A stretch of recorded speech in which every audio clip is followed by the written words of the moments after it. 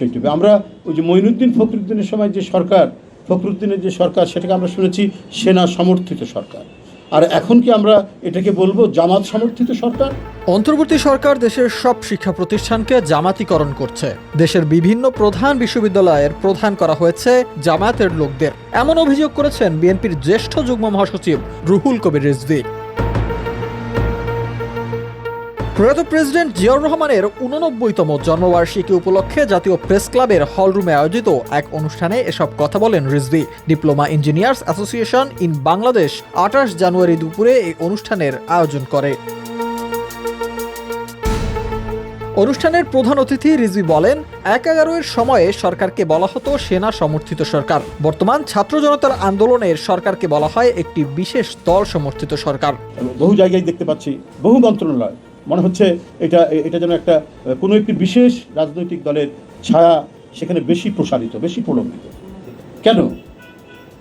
কেন এই বিষয়টি? আমরা ওই যে মঈনুদ্দিন ফখরুদ্দিনের সময় যে সরকার, ফখরুদ্দিনের যে সরকার, সেটাকে আমরা শুনেছি সেনা সমর্থিত সরকার।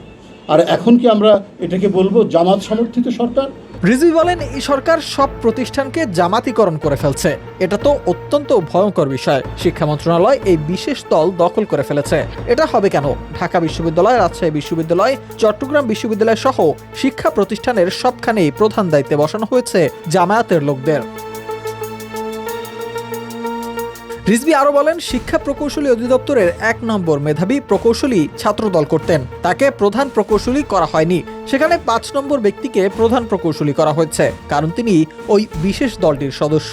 আমার সাথে রাজশাহী ইঞ্জিনিয়ারিং ইউনিভার্সিটি সেখানে একটি ছেলে ছাত্রদল করত, পরবর্তীতে সে তার মেধার মধ্যে দিয়ে সে শিক্ষা প্রকৌশল কি একটা আছে না অফিস, শিক্ষা প্রকৌশল, সেখানে সে সুপারিনটেন্ডেন্ট ইঞ্জিনিয়ার। এবং দেখুন, তাকে বলা হয়েছে যে তাকে প্রমোশন দেওয়া হবে সে যদি ওই আওয়ামী লীগের একটা শেখ মুজিবের নামে সংগঠন আছে না, বঙ্গবন্ধু পরিষদ, ওর যদি সদস্য হয়, সেটাও সে রিফিউজ করেছে। এখন সে মেধা তালিকায় ১ নম্বরে এবং সিরিয়ালে ১ নম্বরে, তাকে বাদ দিয়ে বিশেষ একটি রাজনৈতিক দলের ৫ নম্বর থেকে নিয়ে এসে বসানো হয়েছে। শুধু জামায়াত নয়, আওয়ামী লীগের লোকেরাও রয়েছেন দায়িত্বে, এমন অভিযোগ তুলে রিজভী বলেন, প্রশাসনের সর্বত্র ফ্যাসিবাদের লোকেরা এখনো বহাল তবিয়তেই রয়েছেন। তাদের কাজই হচ্ছে হাসিনার এজেন্ডা বাস্তবায়ন করা।